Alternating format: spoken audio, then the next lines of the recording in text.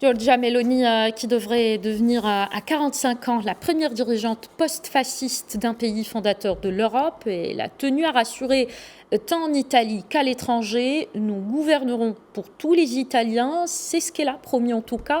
Qui est cette femme? Écoutons Paolo Mudungo, chercheur à Sciences Po Paris.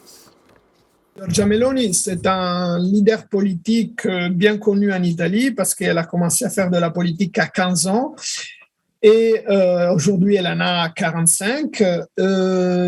Effectivement, elle a gagné ces élections, mais il faut tout de suite dire qu'elle était dans une coalition avec trois autres partis. Et donc, la droite s'est présentée unie face aux électeurs italiens, alors que la gauche s'est présentée divisée. Et ça, c'est une des premières raisons de la victoire de la coalition de droite.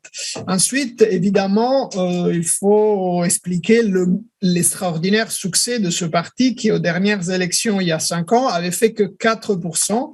Là, ils ont fait plus de 25%, autour de 26% pour l'instant, les données qu'on a.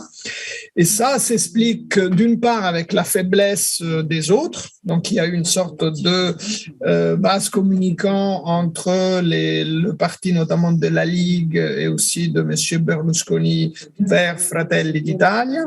Et aussi le fait qu'elle a toujours été à l'opposition du gouvernement technique ou d'unité nationale guidé par Mario Draghi. Et donc, finalement, elle a bénéficié aussi de ce rôle d'opposant. Et donc, elle a pu recueillir, si vous voulez, tous les suffrages un peu protestataires qui sont assez nombreux dans une situation de crise comme celle que vit l'Italie actuellement.